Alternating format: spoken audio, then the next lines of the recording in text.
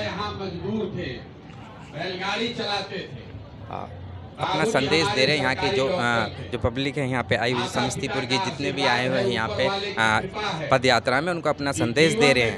और आप देख सकते हैं सीधे तौर पे यही सरकारी भी काम किया है।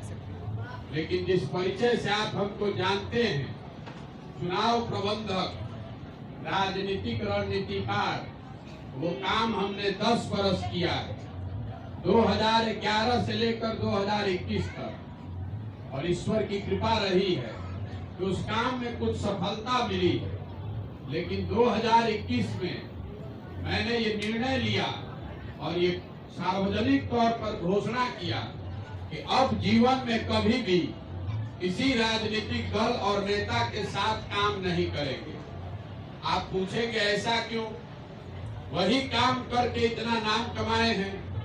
मीडिया के कुछ साथी बताएंगे कि बहुत पैसा भी कमाए। हमसे सलाह लेने के लिए लोग 2-4 करोड़ नहीं, सैकड़ों करोड़ रुपया देता है। हम उतना पैसा नाम क्यों छोड़े?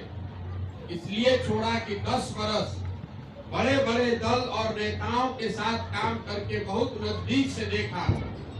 दलों के नेताओं के जीतने से जनता का जीवन नहीं बदलता। आपको हमको लगता है कि मेरा दल जीत गया, मेरा नेता जीत गया, लेकिन जो जीत गया उसका जीवन बदलेगा, आपका जीवन नहीं बदलने वाला। तो मैंने ये सोचा कि अगर भगवान ने मुझे कुछ शक्ति बुद्धि दी है, अगर हम नेताओं को और दलों को जिताने में अपना कंधा लगा सकते हैं, तो मुझे कुछ ऐसा करना चाहिए जिससे जनता जीते। इसीलिए साल भर सोचने समझने के बाद, बहुत आदमी को लगता है कि वो काम करते थे छोड़कर यहाँ आ गए, ऐसी बात नहीं है। 2 मई 2021 को बंगाल का परिणाम आया था। आमदनी का उपाय नहीं है। आप देखते होंगे बिहार में गेहूं का खेती आदमी किया है, उसमें सरसों तीसी छींट दिया। इसलिए नहीं कि सरसों बेच के पैसा कमाएगा, सरसों इसलिए छींटा है कि तेल उसको खरीदना नहीं पड़े। सरकारी आंकड़े ये बता रहे हैं कि बिहार में खेती करने वाले सिर्फ 4 से 5% लोग ही खेती से आमदनी कर पा रहे हैं। बाकी आदमी खेती करके चाहे अपने बाल बच्चों का पेट भर रहा है या फिर खेत में मजदूर है। तो शिक्षा आपके पास है नहीं, खेती आपके पास है नहीं। तीसरा रास्ता बचा पूंजी। अगर यहाँ लोगों के पास पैसा होता तो खेती पढ़ाई नहीं भी है तो आप भी कोई दुकान दौरी कर लेते, कुछ नहीं है तो भैंसे गाय पाल लेते। वो क्यों नहीं कर पा रहे हैं?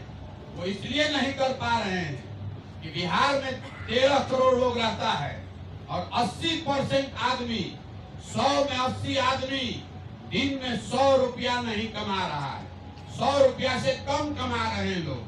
तो जब आप 100 रुपया से कम कमाइएगा तो आप उसमें खाइएगा क्या, बच्चे को क्या खिलाइएगा और पूंजी कहाँ से लाइएगा?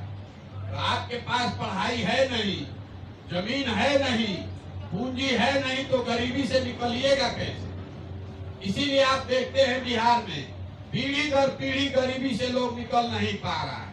वोट जिसको देना है दे दीजिए, जो कोई सरकार आ जाए, कोई योजना चला दे, बिहार से गरीबी खत्म नहीं होने वाली। चाहे जितना रोड बन जाए, बिजली पहले नहीं थी, बिजली अब आ गई है, उससे गरीबी थोड़े ना खत्म हो जाएगा। पहले रोड टूटा हुआ था, रोड कुछ सुधर गया, उससे गरीबी नहीं खत्म होगी। गरीबी तब तक नहीं खत्म होगी जब तक यहाँ लोगों के बच्चों के पढ़ने की अच्छी व्यवस्था ना हो। गरीबी तब तक खत्म नहीं होगी जब तक यहाँ भूमिहीनों को जमीन नहीं दिया जाए, खेती किसानी को आमदनी वाला न बनाया जाए। और गरीबी तब तक नहीं खत्म होगी